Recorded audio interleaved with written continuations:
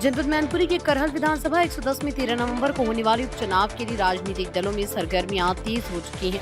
कहीं तो भारतीय जनता पार्टी तो कहीं समाजवादी पार्टी चुनाव प्रचार में जुटे हैं, तो वहीं बसपा प्रत्याशी की घोषणा के बाद बहुजन समाजवादी पार्टी के कार्यकर्ता भी क्षेत्र में अपने अपने प्रत्याशियों को भारी बहुमत से जीत दिलाने के लिए जनसंपर्क में जुट चुके हैं और मतदाताओं को रिझाते हुए मतदान की अपील करते हुए देखे जा रहे हैं।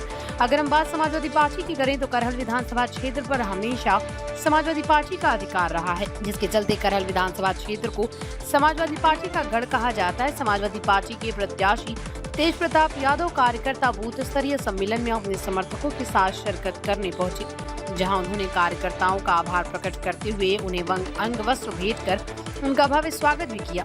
उन्होंने अपने संबोधन में कहा कि भारतीय जनता पार्टी आगामी होने वाले 9 सीटों पर जीत हासिल करने के लिए हर हथकंडे अपनाने की कोशिश करेगी।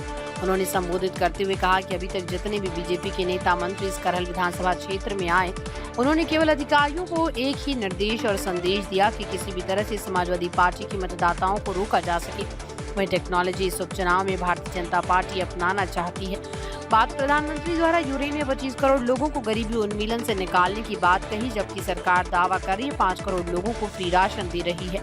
सरकार भारत में लगातार झूठ बोलती रही, अब यूरेन में भी झूठ बोलने का काम कर रही है।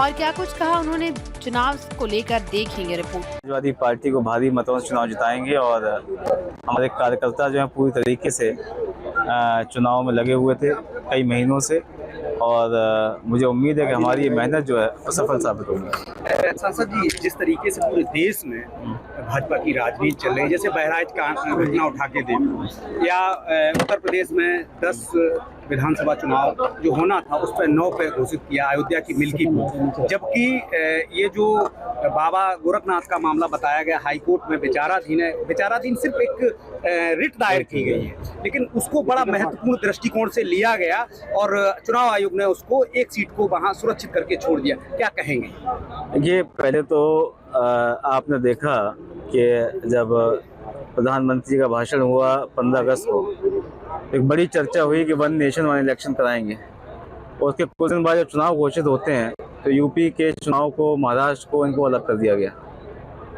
और फिर दोबारा चुनाव घोषणा हुई तो उसमें मिल्कीपुर को अलग कर दिया गया।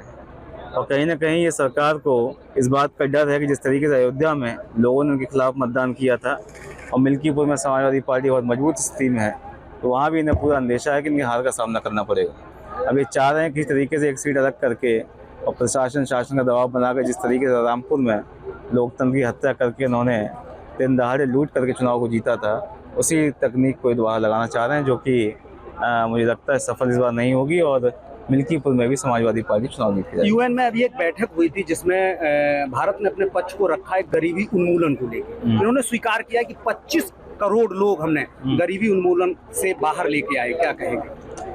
25 करोड़ अगर बाहर लेके आए हैं और खुद ही कहते हैं कि हम 80 करोड़ लोगों को मुफ्त राशन दे रहे हैं, और मुफ्त राशन जो है उन्हीं व्यक्तियों को दिया जा रहा है जो गरीबी रेखा के नीचे हैं। सरकार के जो दावे हैं और जो उनमें कहीं ना कहीं भिन्नता है। एक तरफ सरकार दावे कर रही है कि हमने लोगों को निकाला गरीबी से बाहर, और दूसरी तरफ ये भी कहती है कि 80 करोड़ लोगों को 5 किलो राशन मुफ्त दे रहे हैं। तो सरकार जो झूठ यहाँ बोलती रही, अब यूएन में जाके भी झूठ लगातार बोल रही है। सांसद जी, लगातार भारतीय जनता पार्टी के लोग ये बातें कह रहे हैं कि अयोध्या में जो हारे हैं वो, उसका बदला अगर लेना है तो करहल से ही मिल सकता है।